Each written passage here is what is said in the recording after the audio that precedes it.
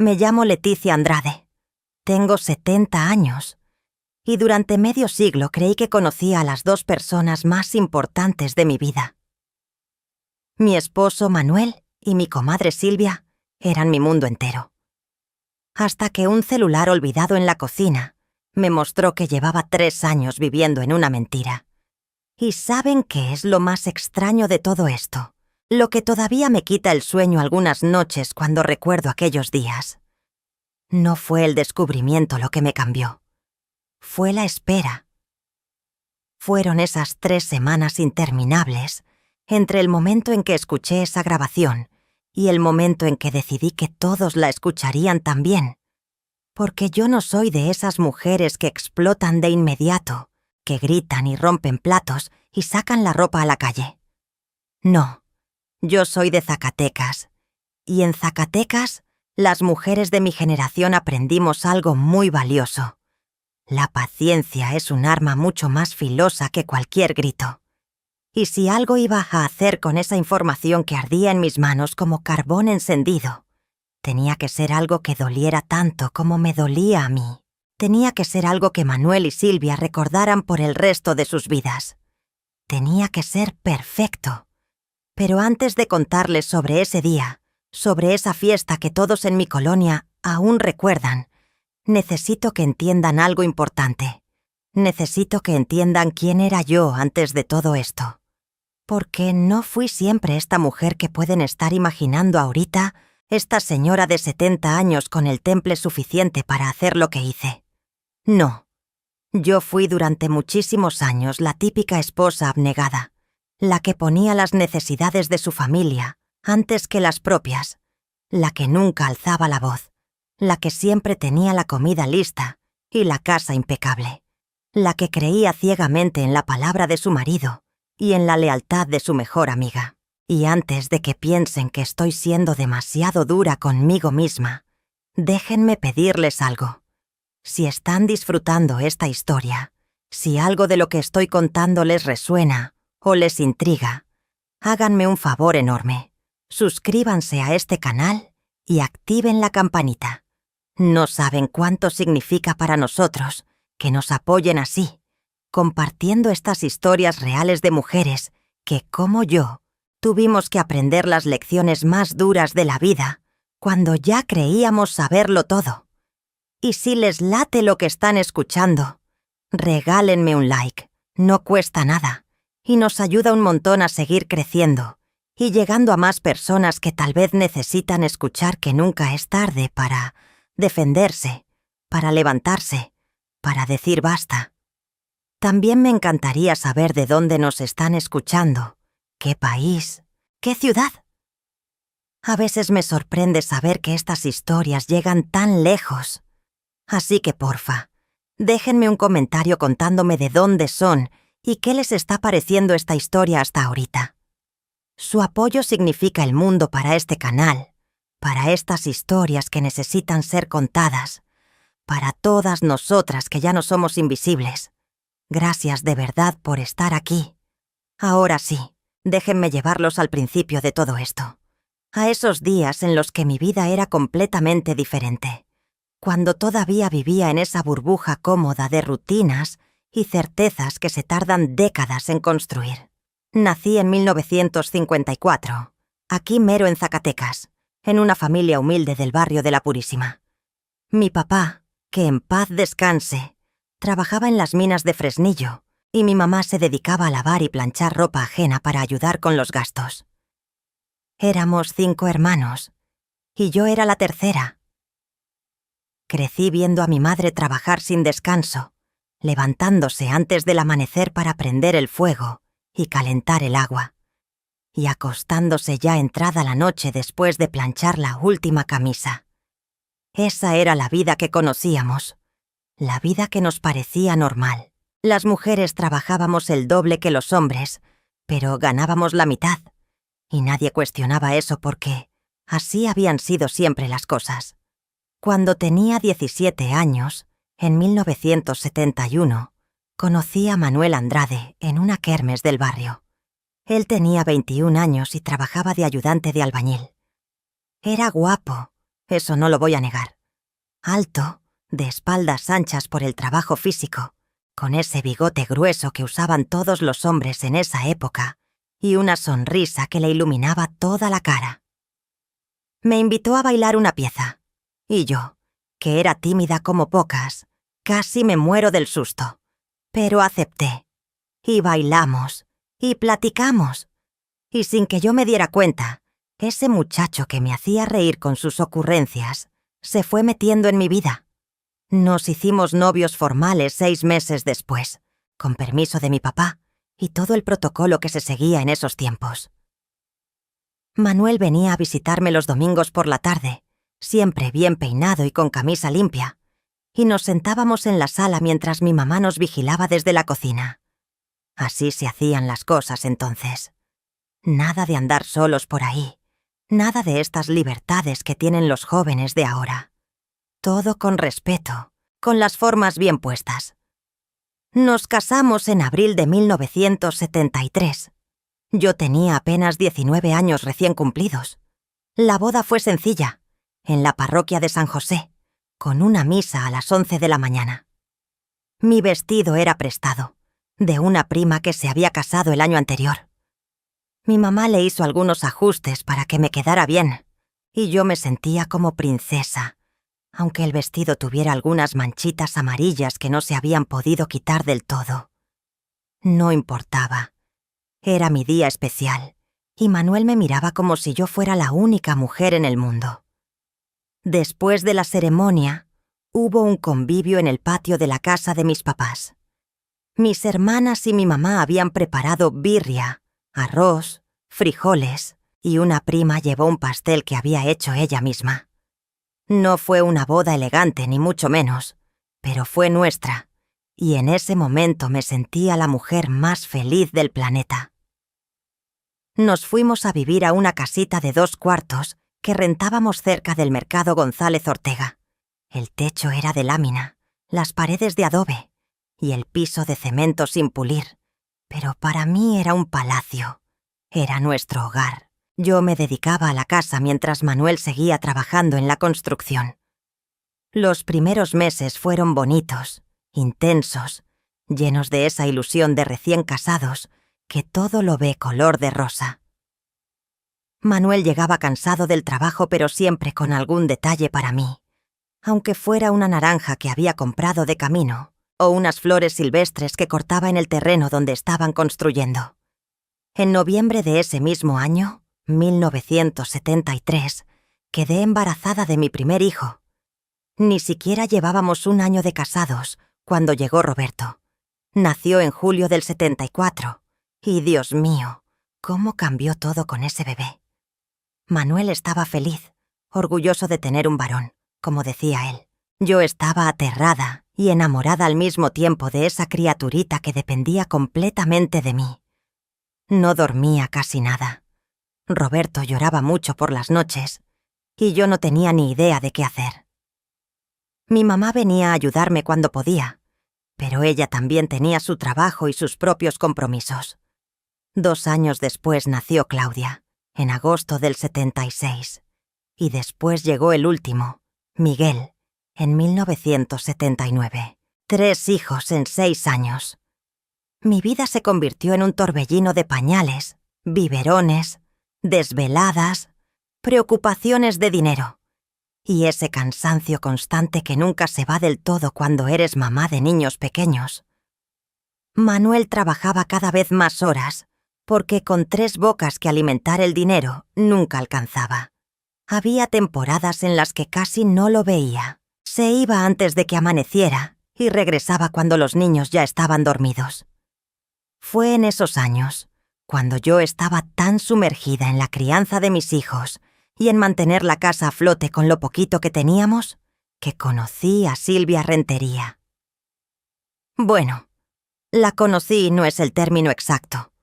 Silvia y yo nos habíamos visto de lejos algunas veces, en el mercado o en la iglesia, pero nunca habíamos cruzado más que un saludo de cortesía.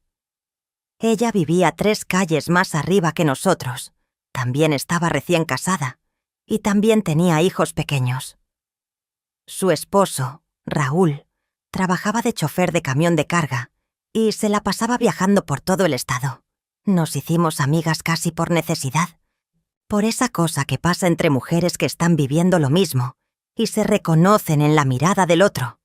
Empezamos a juntarnos en las tardes mientras los niños jugaban en la calle. Nos sentábamos en las banquetas con nuestras sillas de plástico, cada una con su costura o su bordado, platicando de todo y de nada, mientras vigilábamos que los escuincles no se fueran a matar entre ellos. Silvia era divertida, ocurrente, de risa fácil. Me caía bien desde el principio. Tenía esa manera de ver el lado bueno de las cosas, incluso cuando todo parecía estar saliendo mal. Con el tiempo, nuestra amistad se fue haciendo más profunda. Ya no nos juntábamos solo en las tardes.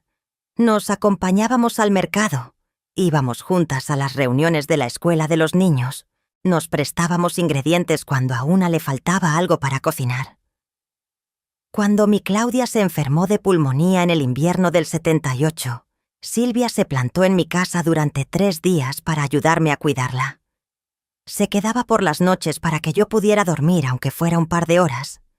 Y cuando a su hijo mayor lo operaron de apendicitis en el 80, yo fui la que estuvo con ella en el hospital, sosteniéndole la mano mientras esperábamos a que saliera de cirugía. Fue natural que cuando ella y Raúl decidieron bautizar a su hija menor en 1981, me pidieran ser madrina. Y cuando nosotros bautizamos a Miguel ese mismo año, ellos fueron los padrinos. Nos convertimos en compadres. Y eso en nuestra cultura es un vínculo sagrado, casi tan importante como el de la sangre. Manuel y Raúl se llevaban bien también, aunque no eran tan cercanos como Silvia y yo. Ellos tenían esa amistad de hombres que se ve en las reuniones, donde platican de trabajo y fútbol, mientras toman sus cervezas, pero sin esa intimidad que teníamos nosotras. Los años fueron pasando, uno tras otro, en esa rutina que se vuelve vida sin que te des cuenta. Los niños crecieron, empezaron la primaria, después la secundaria. Manuel logró establecerse como maestro de obras y empezamos a tener un poquito más de dinero. Pudimos comprar una casa propia allá por el 85, nada del otro mundo, pero era nuestra. 3 recámaras, un baño, una cocina-comedor y un patio donde puse mis plantas. Esa casa representaba todo nuestro esfuerzo, cada peso ahorrado, cada sacrificio. Silvia y Raúl también mejoraron su situación. Él consiguió trabajo en una empresa de transportes más grande y dejó de hacer esos viajes tan largos. Compraron una casa cerca de la nuestra, apenas a 5 cuadras de distancia. Seguíamos viéndonos casi a diario. Nuestros hijos crecieron juntos, como primos. Las fiestas de cumpleaños, las navidades, los domingos de convivencia. Siempre juntos, las 2 familias entrelazadas de una manera que parecía inquebrantable. Cuando mis hijos ya estaban grandes y no me necesitaban tanto, empecé a trabajar medio tiempo en una tienda de telas en el centro. Silvia trabajaba de cocinera en una fonda cerca del mercado. Nos seguíamos viendo todas las tardes, ahora para tomar café y ponernos al día sobre nuestros días. Ella me contaba los chismes de la fonda, las ocurrencias de los clientes, las recetas nuevas que estaba probando. Yo le platicaba sobre las señoras que llegaban a la tienda, las bodas que se estaban organizando, las tendencias en vestidos de quinceañera. Roberto, mi hijo mayor, se casó en el 95. Tenía apenas 21 años, pero estaba muy enamorado de Patricia, una muchacha del barrio que conocía desde la secundaria. Para el 97 ya me habían dado mi primer nieto, y yo sentí que mi vida estaba completa. Era abuela, todavía tenía salud. Mis otros 2 hijos estaban haciendo sus vidas también, y Manuel y yo llevábamos ya más de 20 años juntos. No éramos de esas parejas que andan de melosos todo el tiempo, pero había cariño, había respeto, había una vida construida juntos.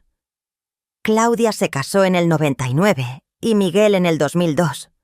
Los dos se fueron a vivir a otras ciudades por cuestiones de trabajo.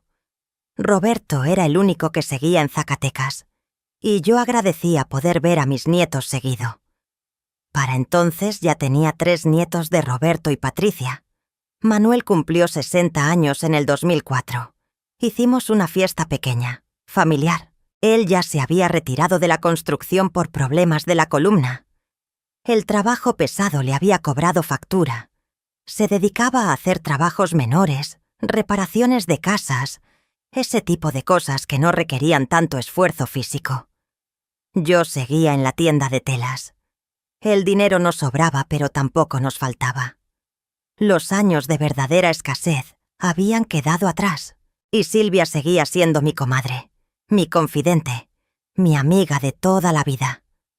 Raúl también se había jubilado ya.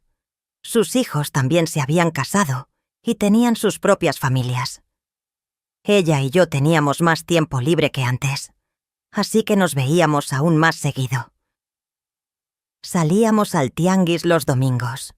Íbamos al rosario de los miércoles en la parroquia. Organizábamos comidas familiares donde juntábamos a toda la bola de nietos que entre las dos ya teníamos.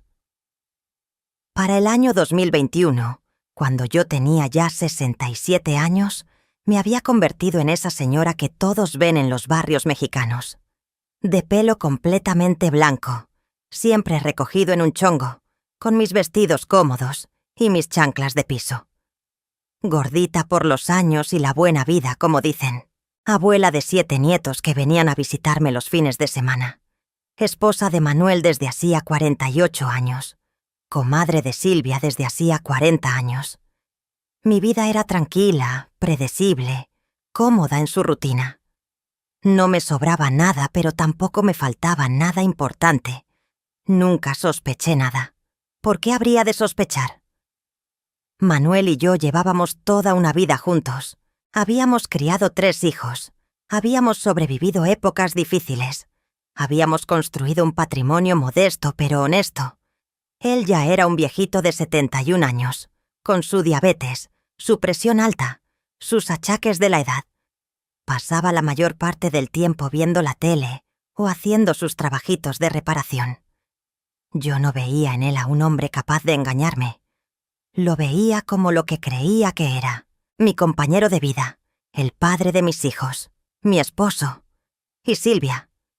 Dios mío, Silvia era mi hermana del alma, la mujer que me había visto llorar, reír, sufrir, crecer, la que conocía todos mis secretos, todos mis miedos, todas mis alegrías, la que había estado a mi lado en los peores y mejores momentos de mi vida. ¿Sospechar de ella? Hubiera sido más fácil sospechar de mí misma, pero la vida tiene una manera muy particular de enseñarnos que nada es como parece, que las personas pueden llevar vidas secretas que ni siquiera imaginamos, y que a veces las traiciones más dolorosas vienen de donde menos lo esperamos. Raúl, el esposo de Silvia, murió en marzo del 2021. Un infarto fulminante mientras dormía. Se fue sin despedirse, sin avisar, de un día para otro. Silvia quedó devastada. Era comprensible. Habían estado casados más de 40 años también. Yo estuve con ella todo el tiempo, organizando el velorio, avisando a los familiares, asegurándome de que comiera algo, aunque fuera un pedazo de pan. Las semanas siguientes fueron difíciles para ella. Lloraba mucho. No quería salir de su casa. Se negaba a comer bien. Yo iba a visitarla a diario, a veces 2 veces al día, para hacerle compañía y asegurarme de que estuviera bien. Manuel también iba conmigo algunas veces. Se sentaba a platicar con Silvia, le llevaba pan dulce de su panadería favorita, le hacía bromas para intentar sacarle una sonrisa. Yo agradecía que mi esposo fuera tan comprensivo y solidario con mi comadre. Me parecía un gesto noble de su parte acompañarme a consolarla, a estar presente en su duelo. Qué ingenua fui. Durante el resto del 2021 y principios del 2022, las cosas parecieron volver lentamente a la normalidad. Silvia poco a poco fue saliendo de su depresión. Empezó a arreglarse otra vez, a salir, a retomar sus actividades. Seguíamos viéndonos casi a diario como siempre. Nuestras idas al tianguis, nuestros cafés de la tarde, nuestras pláticas interminables sobre todo y nada. Pero yo empecé a notar cosas extrañas, pequeños detalles que en su momento no me parecieron importantes, pero que después, con el conocimiento de la verdad, cobraron un significado completamente diferente. La primera cosa rara que noté fue en junio del 2022. Habíamos quedado Silvia y yo de ir juntas al centro a comprar unas cosas. Pasé por ella a su casa como a las 10 de la mañana. Toqué la puerta varias veces, pero no me abrió. Me extrañó porque ella sabía perfectamente que íbamos a salir. Le marqué a su celular y tampoco me contestó. Pensé que tal vez se había sentido mal, o que había tenido que salir de emergencia por algo. Me regresé a mi casa un poco preocupada. Como a las 2 de la tarde me llamó ella, toda apenada, diciéndome que se había quedado dormida porque la noche anterior no había podido dormir bien. Me ofreció disculpas, y yo le dije que no se preocupara, que lo dejáramos para otro día. En ese momento no le di mayor importancia. Todas tenemos días así. La segunda cosa extraña pasó como en agosto. Fui a visitarla una tarde, sin avisar como solía hacer. Después de todo, éramos tan cercanas que no necesitábamos hacer citas para vernos. Toqué y tardó bastante en abrir. Cuando por fin abrió la puerta, estaba despeinada, con la ropa arrugada, y me dijo que se había quedado dormida viendo la tele. Pero yo alcancé a escuchar que el televisor estaba apagado. También noté que tenía las mejillas rojas, como encendidas. Me pareció raro, pero no dije nada. Pensé que tal vez había estado haciendo ejercicio o limpiando, y que por eso estaba acalorada. En septiembre del 2022, Manuel empezó a salir más seguido. Decía que iba a tomar café con unos amigos, o que tenía que ir a ver un trabajo, o que necesitaba comprar algo en la ferretería. A veces se tardaba horas en regresar. Cuando le preguntaba por qué se había tardado tanto, me respondía con explicaciones vagas. Que había encontrado a un conocido y se puso a platicar, que el tráfico estaba pesado, que tuvo que ir a otro lugar porque en el primero no encontró lo que buscaba. Yo le creía. ¿Por qué no habría de creerle? También noté que empezó a arreglarse más. Se bañaba aunque no fuera a salir, se ponía loción, se peinaba con más cuidado. Una vez hasta lo vi echándose desodorante 2 veces en el mismo día. Me pareció curioso, pero lo atribuí a que tal vez estaba tratando de cuidarse más, de verse mejor ahora que estábamos viejos. En octubre, Silvia me comentó que estaba pensando en vender su casa y comprarse algo más pequeño. Decía que esa casa le quedaba muy grande, ahora que estaba sola, que le daba miedo quedarse ahí por las noches, que los gastos eran muy altos. Me pareció razonable. Muchas viudas hacen eso cuando se quedan solas. Le ofrecí ayudarla a buscar opciones, a ver qué le convenía. Pero después de mencionarlo esa única vez, nunca volvió a sacar el tema. Cuando yo le preguntaba si ya había decidido algo sobre lo de vender su casa, me cambiaba la conversación o me decía que todavía lo estaba pensando.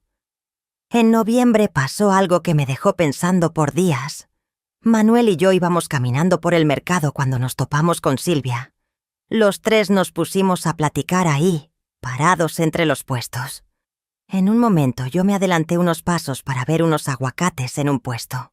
Cuando volteé hacia atrás para decirle a Manuel que viniera a ver si estaban buenos los aguacates, los vi a él y a Silvia platicando muy quitados de la pena, pero con una cercanía que me pareció extraña. No sé cómo explicarlo. No estaban haciendo nada malo, solo platicando, pero había algo en la manera en que estaban parados, en cómo se miraban, que me hizo sentir un hueco en el estómago. Sacudí la cabeza pensando que estaba imaginando cosas tontas. Era mi esposo y mi mejor amiga. ¿Qué ideas tan ridículas estaba teniendo? En diciembre, para las fiestas navideñas, hicimos la cena de Nochebuena en mi casa como todos los años. Vinieron Roberto con su familia, Claudia había venido desde Guadalajara y Miguel desde Monterrey. También invité a Silvia porque no quería que pasara la Navidad sola. Durante la cena noté que Manuel y Silvia platicaban mucho entre ellos. Se reían de chistes que yo no alcanzaba a escuchar. Se pasaban la comida uno al otro. Y en un momento hasta los vi brindando los dos solos, mientras todos los demás estaban distraídos con otra cosa. Me dio coraje, pero me lo guardé. No quería hacer un escándalo en Navidad frente a toda mi familia. Además, ¿qué iba a decir? Que mi esposo y mi comadre platicaban mucho. Sonaría ridículo. Ya para enero del 2023, yo tenía un malestar constante en el pecho que no sabía de dónde venía. No era nada físico, ninguna enfermedad. Era una sensación de que algo no estaba bien, de que algo se me estaba escapando, pero no lograba identificar qué. Empecé a poner más atención a todo. A las salidas de Manuel, a las llamadas de Silvia, a las coincidencias extrañas. Un día de febrero, Manuel me dijo que iba a ir a ayudarle a Silvia con un problema que tenía en su tinaco, que el agua no estaba saliendo bien y ella le había pedido que fuera a revisarlo. Me pareció normal. Éramos compadres. Nos ayudábamos en esas cosas. Se fue como a las 3 de la tarde y regresó hasta las 8 de la noche. 5 horas para revisar un tinaco. Cuando le pregunté por qué se había tardado tanto, me dijo que había estado más complicado de lo que pensaba, que había tenido que ir a comprar unas piezas, que después se puso a arreglar otras cositas que Silvia le había pedido. Yo asentí con la cabeza, pero por dentro sentía esa punzada de duda que cada vez se hacía más fuerte. En marzo, Silvia empezó a cancelarme más seguido nuestros planes. Que le dolía la cabeza, que tenía una cita con el doctor, que uno de sus hijos le había pedido que fuera a cuidar a los nietos. Siempre tenía una excusa, y yo, como la tonta que era, le creía y le decía que no se preocupara, que después nos veíamos. Una tarde de ese mismo mes, pasé por su casa sin avisar porque necesitaba devolverle un molde que me había prestado. Toqué varias veces, pero no me abrió aunque su carro estaba estacionado afuera. Me quedé ahí parada como 10 minutos, tocando y tocando, hasta que finalmente se abrió la puerta. Silvia salió toda agitada, con el pelo revuelto y la blusa mal abotonada. Me dijo que estaba en el baño y que no había escuchado que tocaban. Le di el molde. Platicamos 2 minutos en la puerta, pero no me invitó a pasar como siempre hacía. Y yo me fui con la sensación de que me estaba corriendo, aunque no hubiera dicho nada directamente. Esa noche le conté a Manuel lo que había pasado y le dije que me parecía raro. Él me dijo que probablemente Silvia no se sentía bien, que no le viera maldad a todo, que estaba siendo paranoica. Y yo quise creerle. Quise pensar que sí estaba siendo paranoica, que mi mente me estaba jugando chueco, que estaba viendo fantasmas donde no lo sabía. Pero las señales no paraban de aparecer. En abril, encontré en el carro de Manuel un recibo de una florería. Flores por más de 500 pesos. Yo no había recibido ninguna flor. Cuando le pregunté, me dijo que había sido un pedido que le hicieron para un trabajo, que tenía que comprar unas flores para adornar una casa que había remodelado. Me enseñó fotos de la casa en su celular. Efectivamente había flores en las fotos. Pero algo en su explicación no me convenció del todo. Se la pasó hablando muy rápido, como nervioso, y no me miraba directo a los ojos como normalmente hacía. En mayo pasó algo que me dejó helada. Una amiga de la colonia, doña Carmela, me dijo en el mercado que había visto a Manuel y a Silvia juntos en una fondita que está del otro lado de la ciudad, muy lejos de donde vivimos nosotros.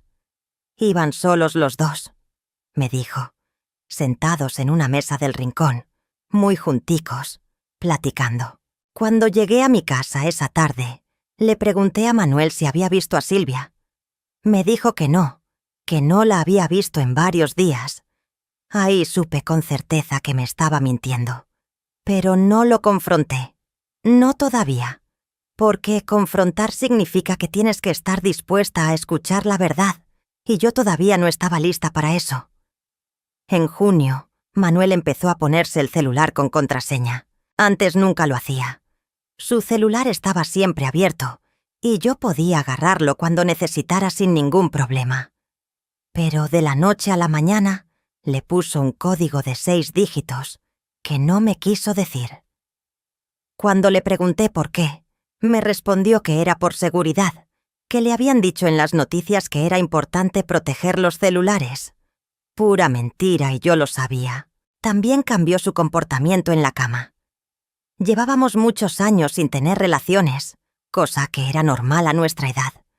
Pero de repente empezó a mostrar interés otra vez. No mucho, pero sí algunas insinuaciones que antes no hacía.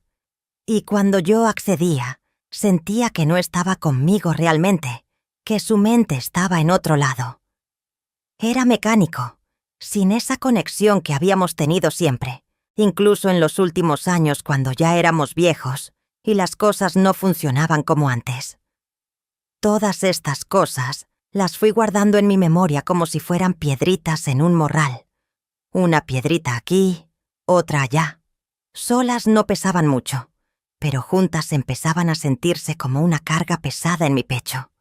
Y entonces llegó el día que cambió todo. El día que me quitó las vendas de los ojos de la manera más dolorosa posible. Era un jueves, 14 de septiembre del 2023. Me acuerdo perfecto de la fecha porque era el cumpleaños número 46 de mi hija Claudia, y yo le había mandado su regalo por paquetería unos días antes.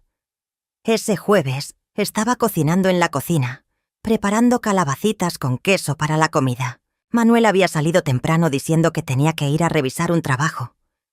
Yo puse mi celular en el estante de la cocina, junto a los frascos de especias, porque estaba esperando que Claudia me llamara para agradecerme el regalo.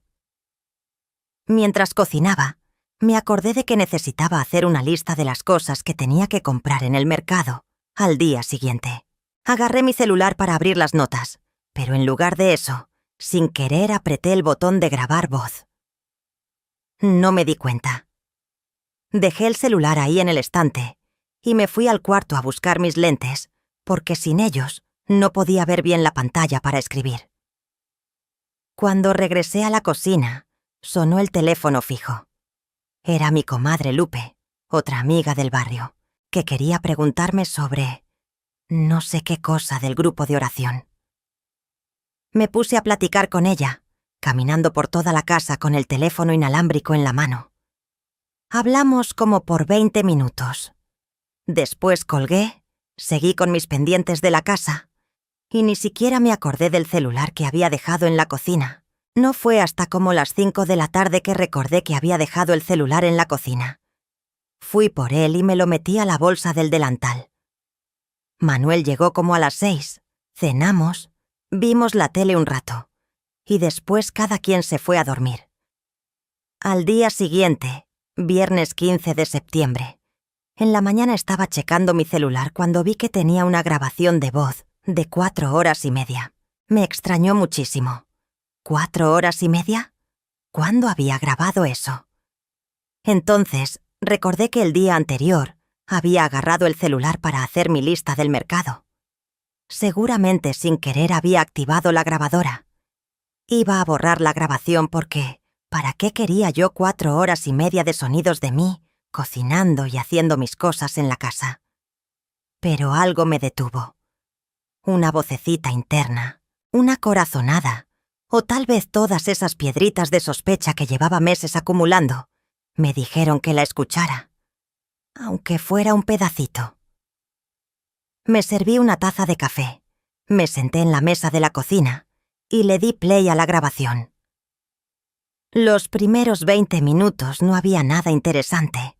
Se escuchaba el ruido de los trastes, el sonido del cuchillo cortando las calabacitas, el agua corriendo, mi propia voz tarareando una canción.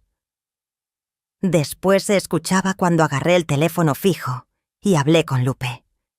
Iba a adelantar la grabación cuando escuché que se abría la puerta de la entrada. La voz de Manuel se escuchó claramente. «¿Leti? ¿Estás aquí?» Después se escucharon sus pasos caminando por la sala.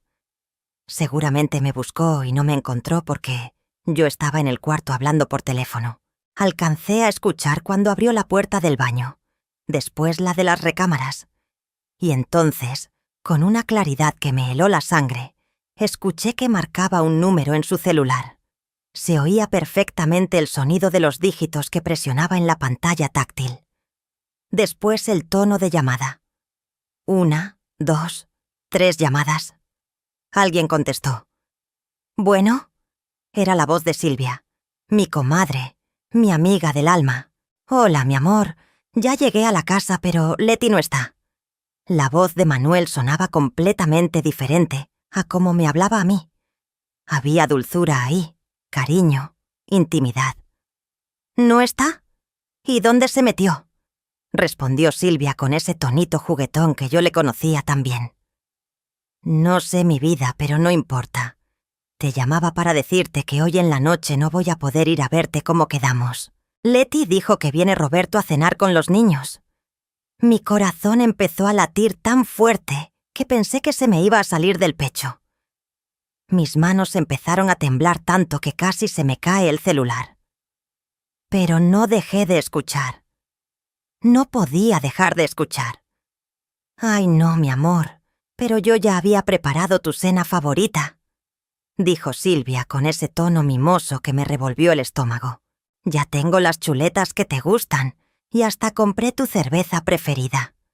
«Lo sé, mi reina, pero ¿qué le voy a hacer? Ya sabes cómo es Leti. Luego sospecha si no estoy». «Pues dile que tienes un trabajo urgente o que un amigo te invitó a cenar. Ya sabes inventar bien». Manuel se rió. Se rió como yo no lo había escuchado reírse en años. «Ay, mi Silvita, ¿qué haría yo sin ti? Ya mañana voy a verte sin falta. Te lo prometo». «¿Me lo prometes?», preguntó ella. «Te lo prometo, mi vida. Te amo». Se me paró el corazón. «Te amo». Le había dicho te amo a mi comadre, a mi amiga, a la mujer en la que había confiado por 40 años. «Yo también te amo, mi viejito», respondió Silvia. «Cuídate mucho y no dejes que la vieja esa te presione tanto». La vieja esa, así me llamó. Después de 40 años de amistad, yo era la vieja esa. «No te preocupes, mi amor. Ay, Dios, ya viene Leti para acá, te tengo que colgar. Nos vemos mañana». «Te mando un beso, mi vida». Colgaron. Y después se escuchó cuando Manuel salió de la casa. El sonido de la puerta cerrándose. El silencio. Y después otra vez mis propios movimientos por la casa, cuando ya había terminado de hablar con Lupe y estaba volviendo a la cocina. Apagué la grabación. Me quedé sentada ahí en esa silla, en mi cocina, en la casa que habíamos comprado juntos, con una taza de café que ya se había enfriado completamente entre mis manos. No lloré. Ni siquiera podía llorar. Era como si todo mi cuerpo se hubiera entumecido, como si mi cerebro se hubiera apagado para protegerme del dolor que sabía que vendría después. No sé cuánto tiempo me quedé ahí sentada. Podría haber sido 10 minutos o 2 horas. Pero cuando finalmente pude moverme, lo primero que hice fue seguir escuchando la grabación. Necesitaba saber si había algo más. Y sí que lo había. Como a las 2 horas y media de grabación, cuando yo ya había salido de la casa para ir a comprar unas cosas que me hacían falta, Manuel regresó. Escuché perfectamente cuando abrió la puerta, cuando caminó por la casa asegurándose de que no estuviera yo, y cuando volvió a llamar. Esta vez la llamada duró mucho más, como 20 minutos, y fue peor, muchísimo peor que la primera. Hablaron como hablan 2 personas que se conocen íntimamente. Manuel le contó a Silvia que estaba cansado de tener que andar escondiéndose, que quería poder estar con ella abiertamente. Le dijo que yo ya estaba muy vieja, que ya no lo hacía sentir vivo como ella, que conmigo todo era aburrido y rutinario. Silvia le respondió que ella también estaba cansada de la situación, que quería que se animara a dejarme de una vez, que ellos dos podían ser felices juntos, abiertamente sin tener que estar inventando pretextos todo el tiempo. «Ya llevamos 3 años con esto, mi amor», decía Silvia. 3 años escondiéndonos como adolescentes. Ya estamos viejos para estas cosas. 3 años. 3 años que llevaban mi esposo y mi mejor amiga engañándome, desde antes de que Raúl muriera, desde el 2020, mientras yo cuidaba a Silvia en su duelo, mientras lloraba con ella la muerte de su esposo, mientras le preparaba comida y la acompañaba para que no estuviera sola. Ella ya se estaba acostando con el mío. Me entraron unas ganas inmensas de vomitar. Corrí al baño y ahí me quedé, con la cabeza metida en el excusado, devolviendo todo lo que tenía en el estómago. Cuando ya no me quedaba nada que sacar, me senté en el piso del baño con la espalda contra la pared, abrazándome las rodillas, meciendo mi cuerpo de adelante hacia atrás, como hacía cuando era niña, y tenía miedo. ¿Cómo no me había dado cuenta? ¿Cómo había sido tan ciega, tan ingenua, tan estúpida? Las señales estaban ahí, todas esas cosas raras que había notado durante meses. Los cambios en Manuel, las actitudes de Silvia, las cancelaciones, las mentiras. Todo tenía sentido ahora. Todo. Y lo peor de todo era que habían estado riéndose de mí. Los dos. Juntos. A mis espaldas. Mientras yo seguía confiando en ellos, mientras seguía siendo la esposa fiel y la amiga leal, ellos me estaban traicionando de la peor manera posible. Esa noche, cuando Manuel llegó a la casa, actuó completamente normal. Me preguntó qué había hecho en el día, me contó sobre su supuesto trabajo. Cenamos juntos viendo las noticias. Yo apenas podía mirarlo a la cara. Quería gritarle, quería aventarle el plato de comida, quería exigirle que me dijera la verdad. Pero no lo hice. No dije nada, porque en ese momento, sentada frente a él viendo cómo masticaba su comida tan tranquilo, tan confiado de que su secreto estaba a salvo, tomé una decisión. Una decisión que cambiaría todo. Si ellos habían planeado su traición durante 3 años, yo también podía planear mi respuesta. Y sería algo que nunca olvidarían. Los días siguientes fueron los más difíciles de mi vida. Tener que despertar cada mañana y ver la cara de Manuel. Tener que hablar con Silvia como si nada hubiera pasado. Tener que actuar normal cuando por dentro sentía que me estaba muriendo. Pero lo hice. Lo hice porque tenía un plan formándose en mi cabeza.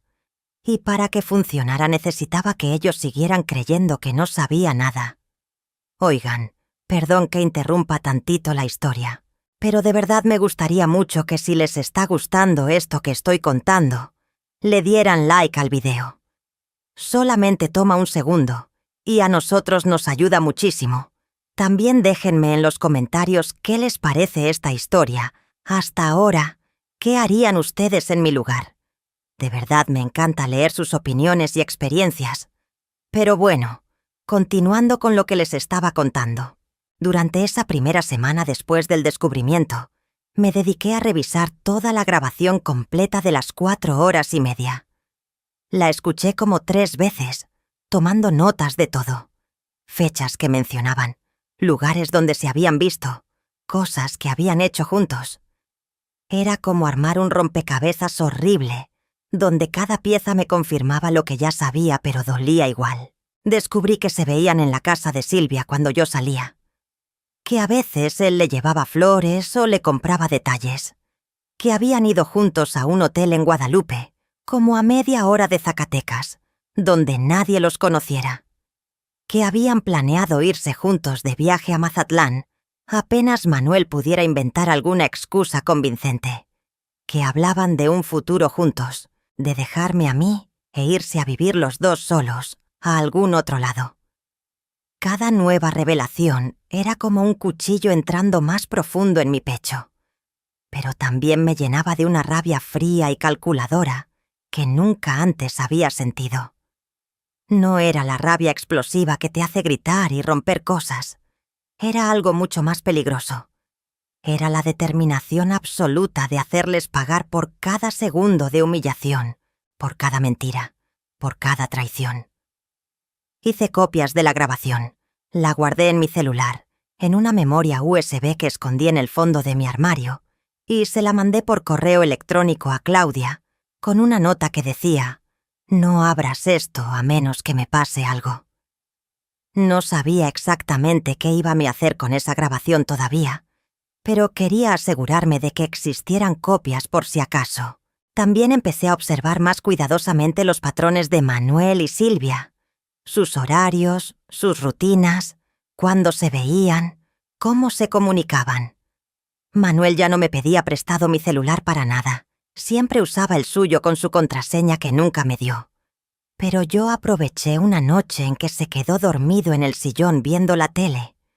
Me acerqué despacito, agarré su celular que estaba en la mesita y con mucho cuidado presioné su dedo pulgar contra el sensor para desbloquearlo. Lo que encontré ahí me terminó de romper lo poquito que me quedaba de corazón.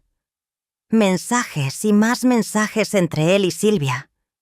Algunos eran cursis y me daban asco. Otros eran sexuales y me hacían querer prenderle fuego al celular. Pero lo que más me dolió fueron los mensajes donde hablaban de mí con desprecio, donde se burlaban de mí, donde planeaban cómo engañarme mejor. Un mensaje de Manuel decía: «Leti está tan metida en sus cosas que no se da cuenta de nada. Es más fácil de lo que pensaba».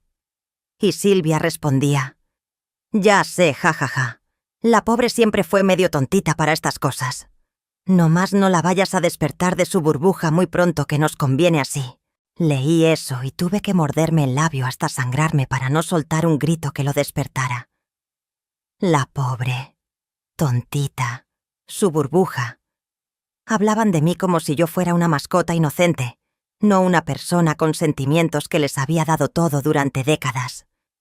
Esa noche, acostada en la cama al lado de Manuel, que roncaba sin ninguna preocupación en el mundo, tomé mi decisión final. Sabía exactamente qué iba a hacer, y sabía que iba a doler, a ellos más que a mí. En octubre del 2023 se celebraban 50 años de nuestro matrimonio. 50 años. Medio siglo. Toda una vida juntos. Oh, bueno. Eso era lo que yo creía antes de descubrir la verdad. Manuel ya me había comentado desde hacía meses que quería hacer una fiesta grande para celebrar nuestras bodas de oro. Le había dicho que sí, que me parecía buena idea. Y ahora, con el conocimiento de su traición, esa fiesta se convirtió en el escenario perfecto para mi plan. Le dije a Manuel que definitivamente hiciéramos la fiesta, que invitáramos a toda la familia, a todos nuestros amigos y conocidos, que rentáramos un salón bonito, que contratáramos música, que hiciéramos las cosas bien, porque era un logro importante estar casados 50 años. Él se puso feliz. Demasiado feliz para alguien que llevaba 3 años engañando a su esposa y planeando dejarla. Yo creo que se sentía aliviado porque pensaba que si yo estaba emocionada organizando la fiesta, significaba que no sospechaba nada, que podía seguir teniendo su aventura con Silvia mientras mantenía las apariencias conmigo. ¡Qué equivocado estaba! Empecé a planear la fiesta con todo detalle. Fui a ver varios salones de eventos hasta que encontré uno que me gustó, con buena acústica y un sistema de sonido excelente. Eso era importante para lo que tenía en mente. Contraté a un DJ que, además de poner música, también tenía equipo para proyectar videos y reproducir audios con buena calidad. Le di un anticipo y le dije exactamente qué necesitaba. Mandé a hacer las invitaciones. Las escribí yo misma a mano, con letra bonita, en tarjetas elegantes que compré en una papelería del centro. Cada invitación decía: Leticia Andrade y Manuel Andrade los invitan a celebrar con ellos sus 50 años de matrimonio. Una historia de amor que merece ser contada. Cuando Manuel vio las invitaciones, me felicitó por lo bonitas que habían quedado. No tenía ni idea de la ironía de esa última frase. Repartí invitaciones a toda nuestra familia: Roberto y su familia, Claudia y la suya, Miguel y su esposa, mis hermanas que todavía vivían, los hermanos de Manuel, sobrinos, primos. También invité a todos nuestros amigos del barrio, la gente de la iglesia, vecinos, conocidos y, por supuesto, invité a Silvia. Le di su invitación personalmente, mirándola directo a los ojos, con la sonrisa más grande y falsa que pude poner. «Comadre», le dije, «eres mi invitada de honor. No puedo imaginar esta celebración sin ti. Has sido parte de mi vida, de nuestra vida, durante tantos años. Por favor, no faltes». Silvia aceptó la invitación con su sonrisa de siempre, esa que ahora me parecía llena de veneno. «Por supuesto que voy, comadrita. No me lo perdería por nada del mundo». «Te apuesto que no», pensé. «Esta fiesta la vas a recordar el resto de tu miserable vida». Los siguientes 2 meses fueron una tortura elaborada y calculada. Seguí actuando como siempre. La esposa atenta, la amiga leal, la abuelita cariñosa. Seguía viendo a Silvia regularmente. Tomábamos café, íbamos al tianguis, platicábamos de nuestras cosas. Cada encuentro con ella me revolvía el estómago, pero me obligaba a sonreír, a reír con sus chistes, a consolarla cuando me contaba sus supuestos problemas. Y seguía compartiendo la cama con Manuel todas las noches. Seguía cocinándole su comida favorita, lavando su ropa, planchándole sus camisas. Él me daba besos en la mejilla cuando salía, y cuando llegaba, me preguntaba cómo había estado mi día. Me acompañaba a hacer las compras los sábados. Todo normal, todo perfecto, todo mentira. Pero por las noches, cuando él ya estaba dormido, yo me iba a la sala y volvía a escuchar esa grabación, una y otra vez. No por masoquismo, sino para mantener viva mi rabia, para no flaquear, para recordar por qué estaba haciendo todo esto. Porque había momentos, especialmente cuando veía a Manuel hacer algo lindo por mí, o cuando Silvia me abrazaba diciéndome cuánto me quería, en que una parte de mí quería creer que todo había sido una horrible pesadilla, que había interpretado mal esa grabación, que seguro había una explicación lógica. Pero entonces volvía a escuchar sus voces. «Te amo, mi vida». La pobre siempre fue medio tontita. «Ya quiero dejar a Leti y estar solo contigo». Y se me quitaban todas las dudas. En las semanas previas a la fiesta, noté que Manuel estaba más nervioso de lo normal. Supongo que la culpa finalmente lo estaba alcanzando. O tal vez, Silvia lo estaba presionando para que me dejara de una vez. Los escuché hablar por teléfono un par de veces, cuando él pensaba que yo estaba dormida o que no podía oírlo. Silvia le decía que después de la fiesta tenía que tomar una decisión, que ya no podía seguir posponiendo las cosas, que ella merecía algo mejor que ser su amante escondida. Una parte de mí, una parte muy pequeña y casi extinta, sintió lástima por él. Después de todo, llevábamos 50 años juntos. Habíamos sido jóvenes juntos. Habíamos criado 3 hijos juntos. Habíamos construido una vida juntos. Pero esa lástima desaparecía en cuanto recordaba que él había elegido tirarlo todo a la basura. No había sido un error de una noche. No había sido algo que pasó sin querer. Había sido una decisión consciente y sostenida durante 3 años. 3 años mintiendo, engañando, traicionando. Conforme se acercaba la fecha de la fiesta, yo me sentía cada vez más tranquila. Era una calma extraña, la calma que viene después de tomar una decisión de la que no hay vuelta atrás. Ya no tenía dudas, ya no tenía miedo. Solo tenía certeza. Lo que iba a hacer estaba bien. No en un sentido moral tal vez, pero estaba bien para mí. Era lo que necesitaba para poder cerrar este capítulo de mi vida y empezar uno nuevo.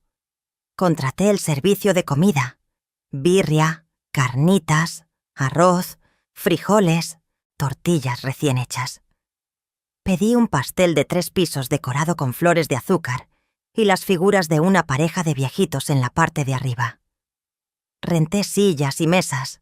Compré decoraciones doradas porque las bodas de oro se celebran con ese color. Mandé hacer un vídeo con fotos nuestras de todos estos años, desde el día de nuestra boda hasta fotos recientes. Un vídeo bonito, emotivo, con música romántica de fondo. Manuel ayudaba con todo lo que podía.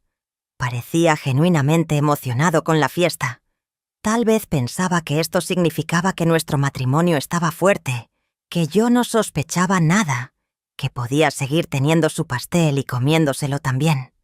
O tal vez, en el fondo de su corazón, esta fiesta era su manera de despedirse antes de abandonarme.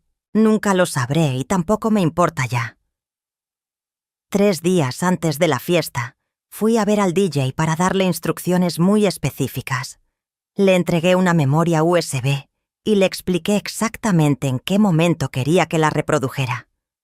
Le di una seña que yo haría, y en ese instante él tenía que pausar la música y poner lo que estaba en esa memoria. Me preguntó qué era, y le dije que era una sorpresa para mi esposo, un regalo especial por nuestro aniversario. Me miró con una sonrisa pensando que era algo romántico. Le pagué el resto de lo acordado y una buena propina extra por su discreción. El día anterior a la fiesta, me fui a la peluquería. Me arreglé el pelo, me lo pinté para cubrir las canas, me lo peinaron bonito con ondas y laca. También me hice las uñas, algo que casi nunca hacía. Cuando regresé a casa, Manuel me dijo que me veía hermosa. Le sonreí y le di las gracias. Por dentro sentía náuseas. Esa noche no pude dormir. Me la pasé mirando el techo, repasando mentalmente cada detalle de lo que pasaría al día siguiente.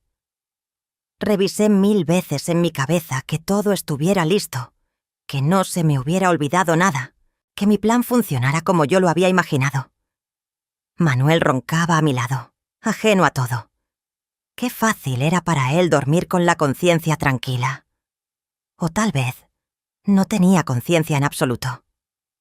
El sábado 4 de noviembre del 2023 amaneció con un cielo despejado y un sol brillante.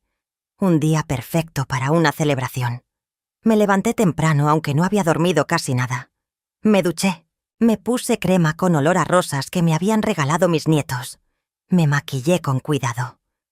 Me puse el vestido que había comprado, especialmente para la ocasión. Un vestido dorado elegante, de manga 3/4, que me llegaba a la rodilla. Me veía bien. Me veía como una mujer de 70 años que se había cuidado, que tenía dignidad, que merecía respeto. Manuel también se arregló con esmero.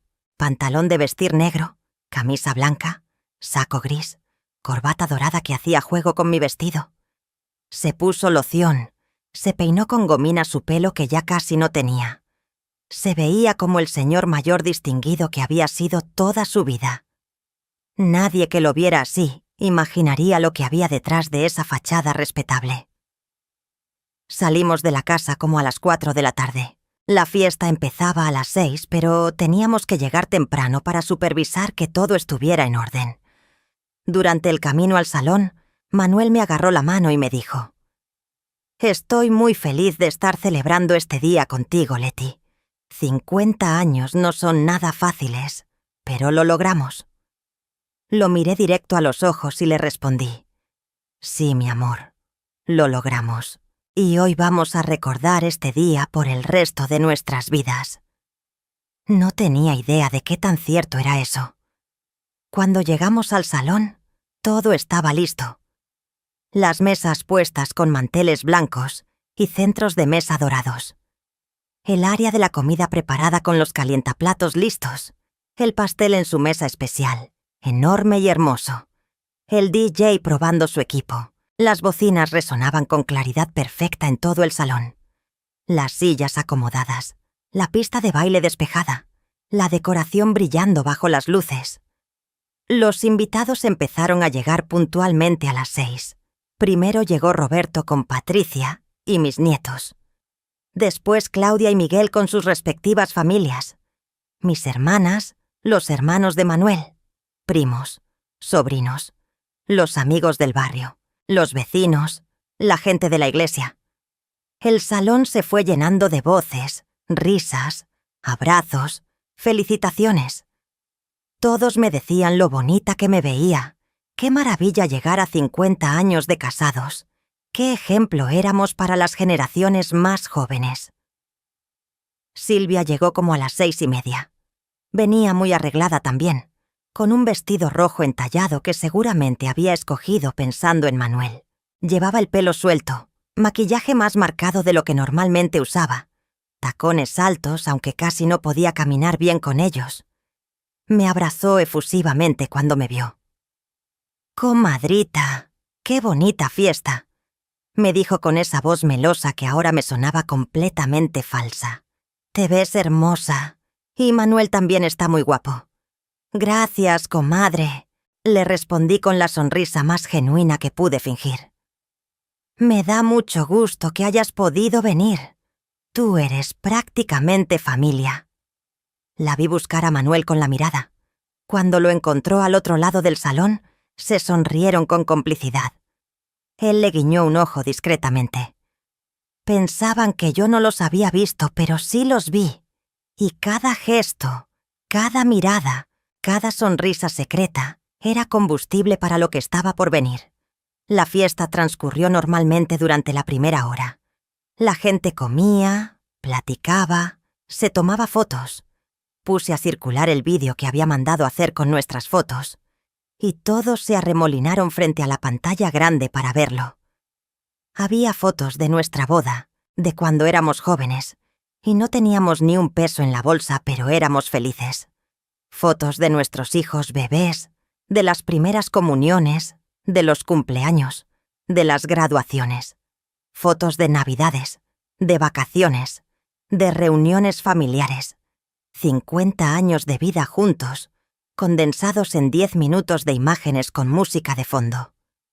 Algunos invitados lloraban viendo el vídeo. Decían qué matrimonio tan bonito, qué amor tan grande, qué bendición haber llegado hasta aquí juntos.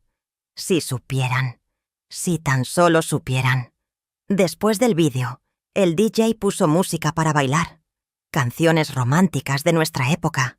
Los Ángeles Negros, Los Bukis, Juan Gabriel, Vicente Fernández.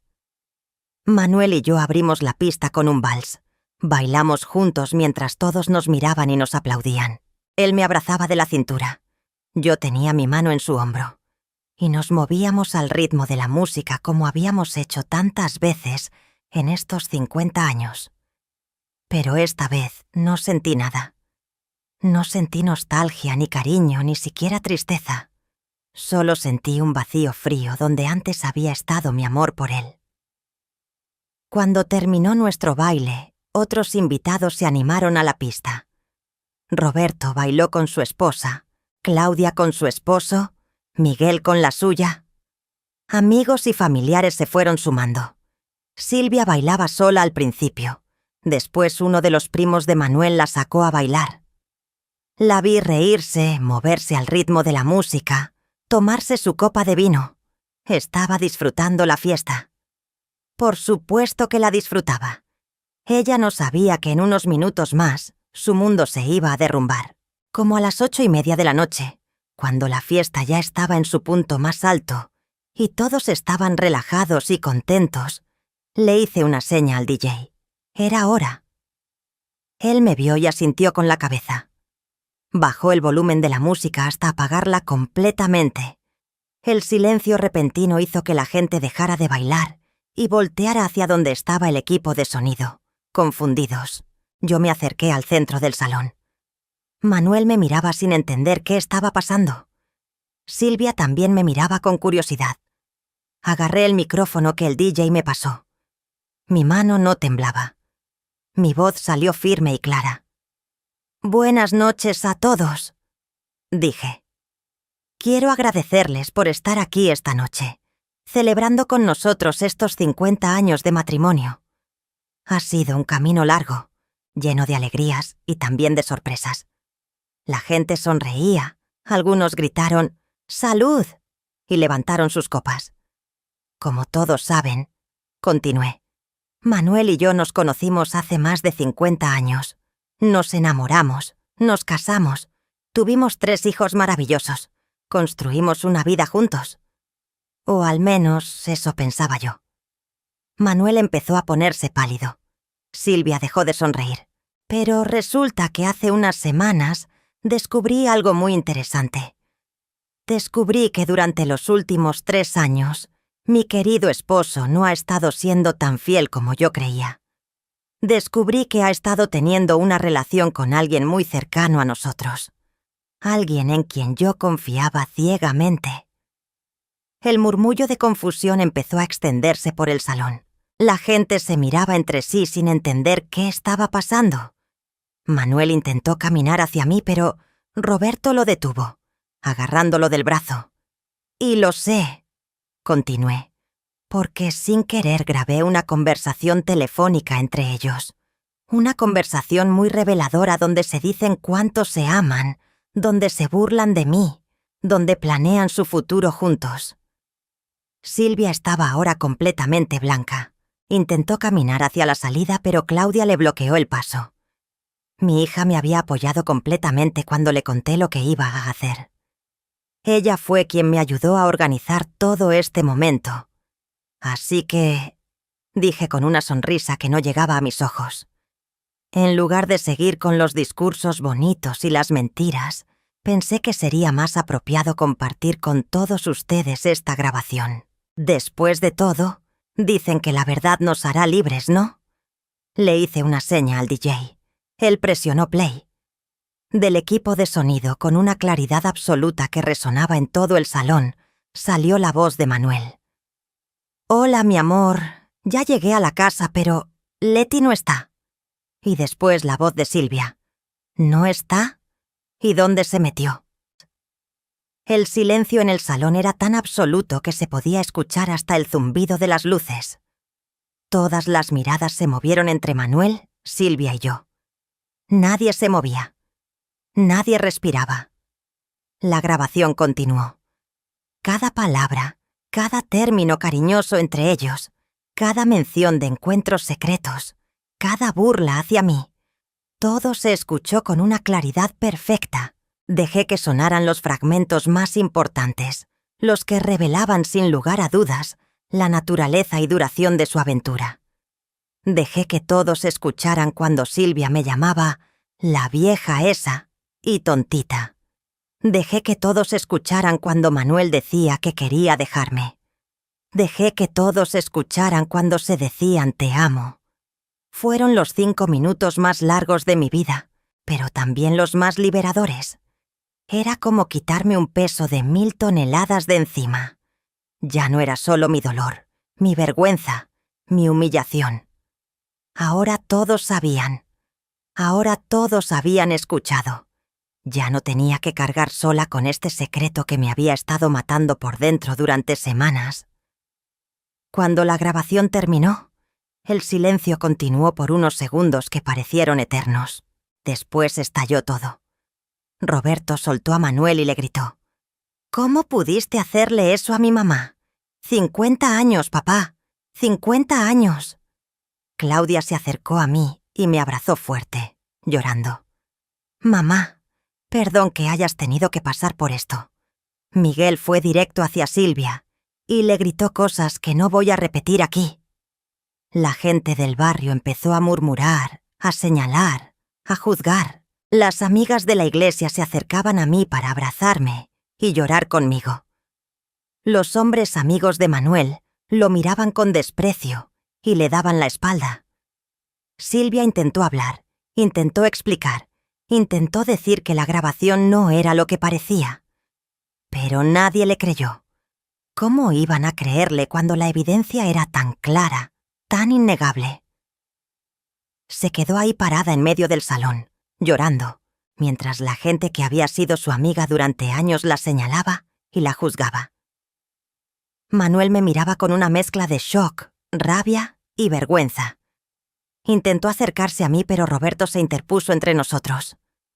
No te le acerques, le advirtió mi hijo. Ya le hiciste suficiente daño. Yo solté el micrófono, me quité la alianza de matrimonio que había llevado por 50 años y se la aventé a Manuel. Cayó a sus pies con un tintineo metálico que sonó como el cierre definitivo de un capítulo. «Ya no tienes que seguir fingiendo», le dije con una calma que me sorprendió a mí misma. «Ya no tienes que esconderte ni inventar mentiras.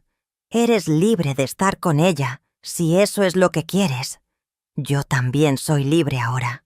Libre de ti, libre de tus mentiras, libre de este matrimonio que dejó de existir hace 3 años sin que yo lo supiera». Me di la vuelta y caminé hacia la salida del salón. Mi familia me siguió. Roberto, Patricia, mis nietos, Claudia y su familia, Miguel y su esposa. Salimos todos juntos, dejando atrás a Manuel y Silvia solos en ese salón lleno de gente que ahora los miraba con desprecio. Afuera, en el estacionamiento, me dejé caer. Todas las emociones que había estado conteniendo durante semanas finalmente salieron. Lloré como no había llorado en años. Lloré por el tiempo perdido, por la confianza traicionada, por la amistad destruida, por el matrimonio que había terminado de la peor manera posible. Mis hijos me abrazaron, me consolaron, me dijeron que todo iba a estar bien, y en medio de ese llanto, de ese dolor que me partía en dos, también sentí algo más. Sentí alivio. La verdad había salido a la luz. Ya no tenía que fingir, ya no tenía que actuar, ya no tenía que cargar sola con el peso de ese secreto. Todo el mundo sabía ahora quiénes eran realmente Manuel y Silvia. Y aunque dolía, aunque me destrozaba, también era liberador. Roberto me llevó a su casa esa noche. Me dijo que me quedaría con ellos el tiempo que necesitara. Patricia me preparó té y me ayudó a quitarme el vestido dorado que ya nunca más me pondría. Me metí a la cama en el cuarto de huéspedes de la casa de mi hijo, envuelta en una cobija, abrazando una almohada, sintiendo que mi vida tal como la conocía había terminado. Pero también, en algún lugar profundo de mi ser, sabía que esto era el principio de algo nuevo. No sabía qué, no sabía cómo, pero sabía que había dado el primer paso hacia recuperar mi dignidad. Y eso, a pesar del dolor, valía más que 50 años de una mentira. Los días siguientes fueron un caos absoluto. El video de lo que había pasado en la fiesta se regó por todo el barrio como pólvora. En estos tiempos donde todos tienen celular y todo se graba, era imposible que algo así se mantuviera privado. Alguien había grabado el momento completo cuando reproduje la grabación, y para el domingo siguiente ya estaba circulando por todos los grupos de WhatsApp de la colonia y más allá. La reacción de la gente fue abrumadora. Algunos me apoyaban completamente, decían que había hecho bien en exhibirlos, que era lo que merecían después de traicionarme así. Otros pensaban que había sido muy drástico, que debí manejar las cosas en privado. Pero honestamente, ya no me importaba lo que pensaran los demás. Había hecho lo que tenía que hacer, lo que necesitaba hacer para recuperar aunque fuera un pedacito de mi dignidad. Manuel intentó llamarme varias veces el domingo y el lunes. No le contesté. También me mandó mensajes de texto que ni siquiera leí completos. Finalmente llegó a casa de Roberto el martes por la tarde, pero mi hijo no lo dejó entrar. Le dijo que si quería hablar conmigo tendría que ser con abogados de por medio. ¿Abogados? Sí, porque aunque llevábamos 50 años casados, aunque ya estábamos viejos, yo quería el divorcio. No iba a seguir casada con un hombre que me había traicionado así. No me importaba lo que dijeran en la iglesia, o los vecinos, o cualquier otra persona. Mi decisión estaba tomada. El miércoles fui a ver a un abogado que me recomendó una amiga de Claudia. Le conté toda la historia, le mostré la grabación, le expliqué la situación. Él me dijo que con esa evidencia el divorcio sería sencillo, que Manuel no tendría ninguna defensa. También me explicó sobre la división de bienes. La casa donde habíamos vivido por tantos años estaba a nombre de los dos. Tendríamos que vender y dividir el dinero, o uno comprarle su parte al otro, o llegar a algún acuerdo. Yo no quería quedarme en esa casa. Tenía demasiados recuerdos, demasiadas mentiras impregnadas en sus paredes. Le dije al abogado que procediera con todo, que iniciara los trámites del divorcio y de la división de bienes. Él me dijo que era un proceso que podía tardar varios meses, pero que, con la evidencia que teníamos, todo apuntaba a que sería favorable para mí. También tuve que enfrentar el tema de Silvia. Ella intentó hablar conmigo la semana después de la fiesta. Me mandó mensajes, me llamó, hasta se presentó en casa de Roberto. Pero yo no quise saber nada de ella. No había absolutamente nada que pudiera decirme que cambiara lo que había hecho. Ninguna explicación, ninguna disculpa. Nada podría reparar 40 años de amistad destruidos por su traición. Sus propios hijos estaban furiosos con ella. Uno de ellos me llamó para pedirme disculpas en nombre de su mamá. Me dijo que estaban avergonzados, que no sabían qué decir, que nunca imaginaron que su madre fuera capaz de algo así. Le agradecí la llamada, pero le dije que no tenía que disculparse por los actos de su mamá. Cada quien es responsable de sus propias decisiones. Durante esas primeras semanas después de la fiesta, me quedé en casa de Roberto. Mis nietos me ayudaban a distraerme. Jugaba con ellos, les leía cuentos, les hacía de comer. Patricia fue un ángel conmigo, dándome espacio cuando lo necesitaba, pero también compañía cuando la oscuridad de mis pensamientos se volvía demasiado pesada. Pero no podía quedarme ahí para siempre. Necesitaba mi propio espacio, empezar a reconstruir mi vida. Así que a finales de noviembre empecé a buscar un departamento pequeño para rentar. Algo sencillo, de una recámara, que pudiera pagar con la pensión que recibía y el dinero que tenía ahorrado en una cuenta que Manuel ni siquiera sabía que existía. Dinero que había ido guardando de mis trabajos a lo largo de los años, pesos aquí y allá que fui juntando sin decirle a nadie. Encontré un departamento en una zona más tranquila de la ciudad, lejos del barrio donde había vivido toda mi vida. Era pequeño pero acogedor. Tenía una recámara, un baño, una sala comedor y una cocineta. Ventanas grandes por donde entraba mucha luz. Un balconcito donde podría poner mis plantas. Era perfecto para empezar de nuevo. Firmé el contrato de renta el 1 de diciembre. Roberto y Miguel me ayudaron a mudarme. Fuimos a la casa donde había vivido con Manuel para sacar mis cosas personales. Él no estaba cuando llegamos. Probablemente se había ido a propósito para no toparnos.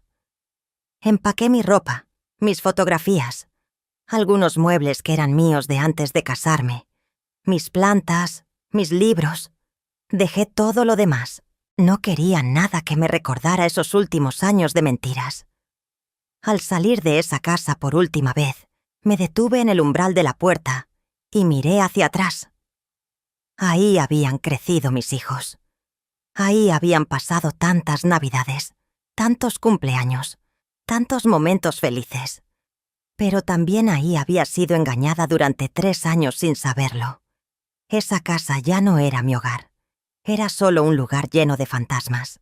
Me mudé a mi departamento nuevo y empecé a organizarlo. Poner las cosas en su lugar, decorar las paredes, hacer de ese espacio vacío un hogar. Mis hijos me visitaban seguido. Me traían cosas que pensaban que podría necesitar. Claudia me compró un televisor nuevo. Miguel me regaló un juego de ollas. Roberto y Patricia me llevaban comida los fines de semana para asegurarse de que estuviera comiendo bien. Las noches eran lo más difícil. Acostumbrada a dormir al lado de alguien durante 50 años, la cama se sentía inmensa y vacía. Me despertaba en la madrugada y por un segundo olvidaba todo lo que había pasado. Entonces extendía la mano buscando el calor de Manuel y solo encontraba sábanas frías. Y volvía a recordar todo: la traición, la fiesta, la decisión de empezar de nuevo. Pero conforme pasaban las semanas, me fui acostumbrando a mi nueva vida. Empecé a disfrutar de mi independencia. Podía comer lo que quisiera cuando quisiera. Podía ver las telenovelas que me gustaban sin que nadie se quejara.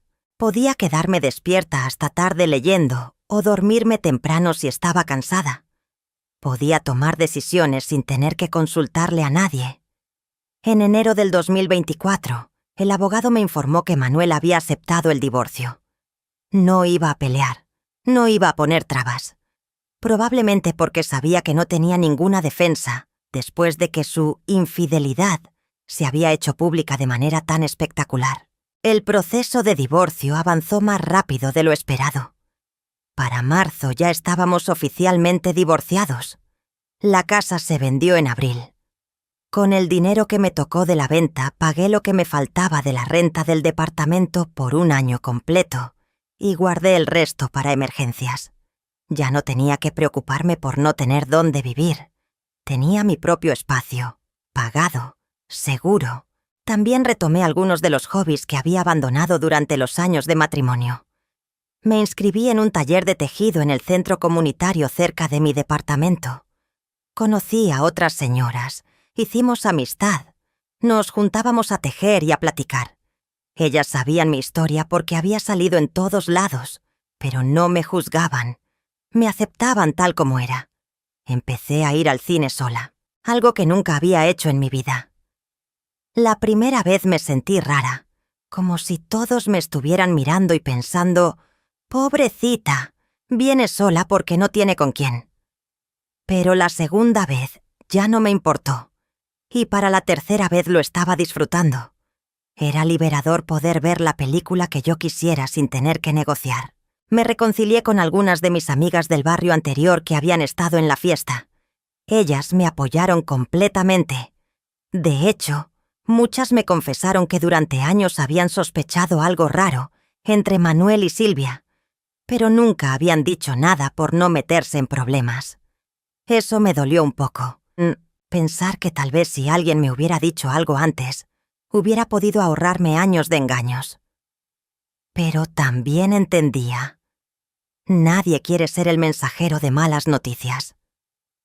De Manuel supe que se había ido a vivir con Silvia, a la casa de ella. Al parecer lo que querían desde hacía tiempo finalmente lo habían logrado.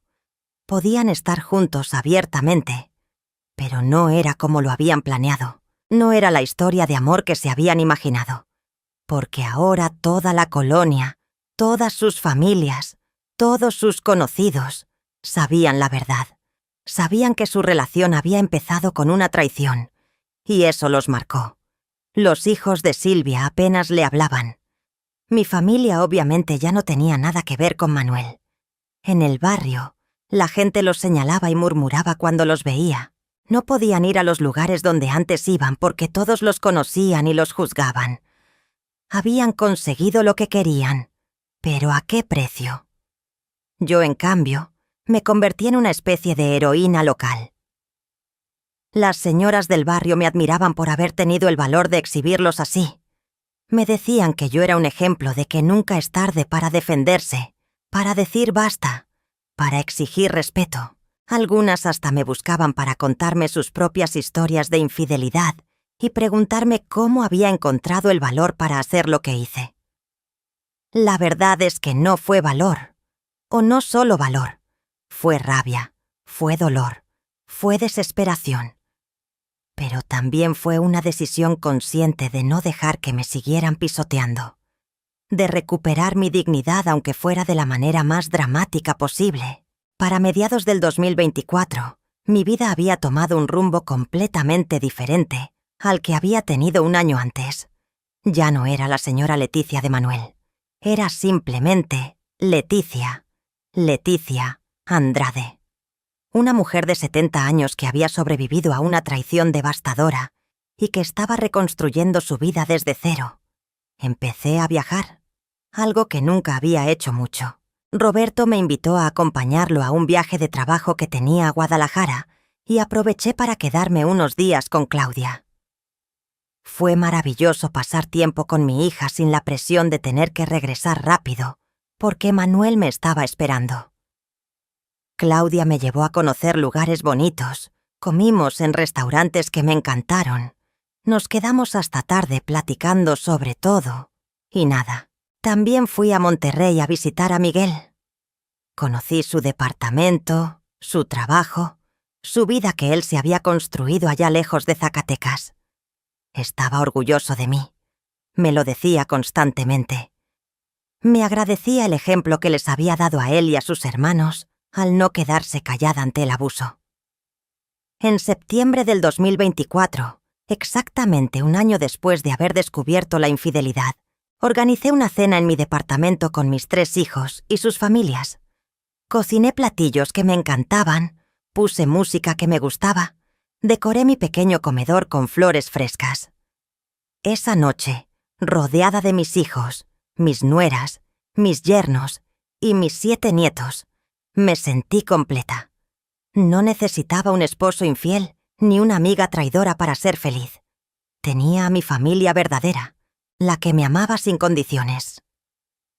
Durante esa cena, Roberto me preguntó si alguna vez me arrepentía de haber hecho pública la infidelidad de esa manera. Lo pensé por un momento antes de responder. ¿Sabes qué, hijo?, le dije. Durante mucho tiempo pensé que lo hacía por venganza. Y tal vez en parte sí fue venganza. Pero también fue por mí. Fue para cerrar ese capítulo de mi vida de una manera definitiva, sin dejar cabos sueltos. Si lo hubiera guardado en secreto, si solo hubiera pedido el divorcio sin decir por qué, la gente hubiera empezado a inventar historias. Hubieran dicho que yo era la mala, que había abandonado a mi esposo en la vejez, que era una caprichosa. En cambio, ahora todos saben la verdad, y esa verdad me liberó. Claudia, que estaba sentada a mi lado, me agarró la mano y me dijo: «Mamá, eres la mujer más valiente que conozco. Me diste una lección que nunca voy a olvidar, que nunca es tarde para defenderte, sin importar cuántos años tengas o cuánto tiempo hayas aguantado». Esas palabras me llenaron el corazón de una manera que no puedo explicar, porque eso era exactamente lo que quería que mis hijos aprendieran. Que el respeto no se negocia, que la dignidad no tiene precio, que vale más estar sola con tu amor propio intacto que acompañada por alguien que te traiciona. En octubre recibí la noticia de que Manuel estaba enfermo. Diabetes descontrolada, problemas del corazón. Vivir con el estrés de haber sido expuesto públicamente, de haber perdido a su familia, de cargar con la vergüenza, le había pasado factura a su salud. Una parte muy pequeña de mí sintió lástima. Después de todo, habíamos compartido toda una vida. Pero esa lástima no se convirtió en culpa. Él había tomado sus decisiones. Yo había tomado las mías. Cada quien estaba viviendo con las consecuencias. Silvia tampoco la estaba pasando bien, según me enteré. Sus propios hijos apenas le hablaban. Vivía prácticamente aislada, cuidando a Manuel, que cada vez estaba más enfermo. La relación romántica que habían tenido, esa que los había llevado a traicionarnos a todos, se había convertido en una carga pesada marcada por la enfermedad y el rechazo social. Algunas personas me decían que eso era karma, que estaban pagando por lo que habían hecho. Yo no sé si creo en el karma, pero sí creo que las acciones tienen consecuencias. Ellos eligieron el camino fácil de la mentira y la traición. Yo elegí el camino difícil de la verdad y la dignidad. Y ahora cada uno estaba viviendo con los resultados de esas elecciones. Para diciembre del 2024, yo ya era una persona completamente diferente a la que había sido 2 años antes. Ya no era aquella mujer ingenua que confiaba ciegamente, que ponía las necesidades de otros antes que las propias, que aguantaba cualquier cosa por mantener la paz. Ahora era una mujer que sabía lo que valía, que no tenía miedo de estar sola, que había aprendido que a veces la soledad es mejor compañía que las personas equivocadas. Celebré mi cumpleaños número 71 rodeada de mi familia en mi departamento. Soplé las velas de mi pastel y pedí un deseo. No fue el deseo de volver al pasado, ni de cambiar lo que había pasado. Fue el deseo de seguir teniendo la fuerza para construir el futuro que yo merecía. Y cuando todos se fueron esa noche, y me quedé sola en mi departamento, mirando por la ventana las luces de la ciudad, me sentí en paz. Una paz que no había sentido en años, porque finalmente, después de 71 años de vida, había aprendido la lección más importante, que nunca es tarde para empezar de nuevo, que nunca es tarde para defenderte, que nunca es tarde para elegirte a ti misma. Ahora, mientras les cuento esta historia, han pasado ya más de 2 años desde aquella fiesta que cambió mi vida para siempre. Y si me preguntan si me arrepiento de lo que hice, mi respuesta es no. Ni un segundo. Porque esa noche, frente a todos, recuperé algo que había perdido durante 3 años sin saberlo. Mi dignidad. Sé que mi historia no es única. Sé que hay miles, tal vez millones de mujeres que han pasado por situaciones similares o peores. Mujeres que descubren infidelidades después de décadas de matrimonio. Mujeres que son traicionadas por las personas en las que más confiaban. Mujeres que se quedan calladas porque tienen miedo, porque dependen económicamente de sus parejas, porque les da vergüenza, porque piensan que ya están muy viejas para empezar de nuevo. A todas esas mujeres les quiero decir algo que me hubiera gustado que alguien me dijera a mí hace muchos años.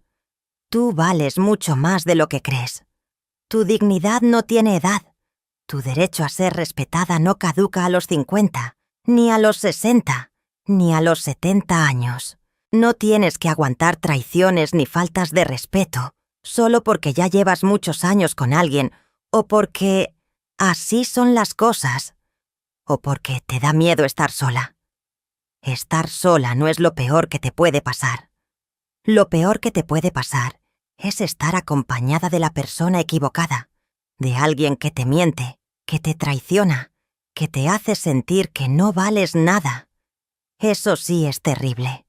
La soledad, en cambio, puede ser liberadora. Puede ser la oportunidad de reconocerte a ti misma, de recordar quién eras antes de perder tu identidad en un matrimonio o en una relación que te consumió. También quiero que sepan que no tienen que hacer lo que yo hice. No tienen que exponer públicamente a las personas que las traicionaron si no se sienten cómodas con eso. Lo que yo hice fue lo que necesité hacer yo, en mi situación particular, con mi personalidad y mis circunstancias. Cada quien tiene que encontrar su propia forma de sanar, de cerrar ciclos, de recuperar su dignidad. Para algunas puede ser un divorcio silencioso. Para otras puede ser una confrontación privada. Para otras puede ser simplemente alejarse y reconstruir su vida sin buscar venganza. Lo importante no es cómo lo hagas, sino que lo hagas. Que no te quedes callada, que no normalices el abuso, que no aceptes migajas de amor cuando mereces un banquete completo, que no tengas miedo de defender tu valor. Yo tengo ahora 73 años. Vivo sola en mi departamento. Tengo mi independencia, mis hobbies, mis amistades nuevas. Veo a mis hijos y nietos regularmente. Viajo cuando puedo. Leo los libros que me gustan. Veo las películas que quiero ver, como lo que se me antoja. Y sobre todo, duermo tranquila todas las noches sabiendo que ya no estoy viviendo una mentira. ¿Extraño estar casada? A veces. Pero lo que extraño no es el matrimonio que tenía, sino la ilusión de lo que creía que era ese matrimonio. Extraño la idea de tener un compañero, pero no extraño al compañero específico que resultó ser Manuel. Porque Manuel no era quien yo creía que era. Y esa es una diferencia crucial. ¿Me volvería a casar? Probablemente no. A esta altura de mi vida ya no siento la necesidad. Pero tampoco digo nunca. La vida me ha enseñado que nunca se sabe qué puede pasar. Tal vez algún día conozca a alguien que valga la pena. O tal vez no. Y está bien ambas opciones. Porque mi felicidad ya no depende de tener o no tener pareja. Mi felicidad depende de mí, de cómo elijo vivir cada día, de cómo decido enfrentar los desafíos que la vida me pone enfrente. Si están escuchando esta historia y se identifican con algo de lo que conté, si están pasando por una situación similar, o si conocen a alguien que podría estar viviendo algo así, les pido que actúen. No se queden calladas. No normalicen el maltrato. Busquen ayuda si la necesitan. Hablen con alguien de confianza. Consulten a un profesional si es necesario. Pero sobre todo, recuerden que ustedes tienen valor, que merecen respeto, que merecen amor verdadero, no migajas, y que nunca, nunca es tarde para empezar de nuevo. Cuando descubrí la infidelidad de Manuel, pensé que mi vida se había acabado. Tenía 68 años, había estado casada por casi 50, y de repente me encontraba sola, traicionada, con el corazón hecho pedazos. Pensé que nunca me recuperaría de eso, pero me equivoqué. No solo me recuperé, sino que descubrí una versión de mí misma que no sabía que existía. Una versión más fuerte, más segura, más libre. Así que si yo pude hacerlo a los 68 años, después de 50 años de matrimonio, después de haber sido traicionada por las dos personas más importantes en mi vida, tú también puedes. No importa tu edad, no importa cuánto tiempo has estado en esa situación, no importa qué tan complicadas parezcan las cosas. Siempre hay una salida, siempre hay una manera de recuperar tu dignidad.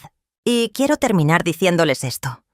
Si después de escuchar mi historia, les quedó algo resonando en el corazón, si sintieron que esta historia les tocó de alguna manera, les agradecería muchísimo que le dieran like a este video. Ayuda más de lo que se imaginan a que estas historias lleguen a más personas que tal vez las necesitan escuchar. Y si no lo han hecho todavía, suscríbanse al canal y activen la campanita para no perderse las próximas historias. Somos una comunidad de mujeres que nos apoyamos mutuamente, que compartimos nuestras experiencias, que nos damos fuerza las unas a las otras. Y también me encantaría que me dejaran un comentario contándome qué les pareció esta historia, si han pasado por algo similar, o simplemente de qué parte del mundo nos están escuchando. Me encanta saber que estas historias cruzan fronteras y llegan a tantos lugares diferentes. Esta historia que les conté es real. Es mi historia. Y la compartí con ustedes porque creo firmemente que nuestras experiencias, por dolorosas que sean, pueden servir para iluminar el camino de otras personas que están pasando por situaciones similares. Si mi historia puede ayudar aunque sea a una sola mujer a encontrar el valor para defenderse, para exigir el respeto que merece, para no quedarse callada ante el abuso, entonces valió la pena compartirla. Recuerden siempre esto: nunca es tarde. Nunca es tarde para empezar de nuevo. Nunca es tarde para defenderte. Nunca es tarde para elegirte a ti misma. Tu vida no se acaba porque un matrimonio termine o porque una amistad se rompa. Tu vida sigue adelante y tú decides cómo quieres vivirla. Yo decidí vivirla con dignidad, con la cabeza en alto, sin vergüenza y sin arrepentimientos. Y ha sido la mejor decisión que he tomado en mis 73 años de vida. Gracias por escucharme, por acompañarme en este viaje, por ser parte de esta comunidad. Les mando un abrazo enorme desde Zacatecas, México. Y recuerden, valgan siempre, cuídense mucho, y nunca dejen que nadie les haga sentir que no merecen respeto, solo porque ya tienen algunos años encima. Hasta la próxima historia, mis queridas, y que Dios las bendiga.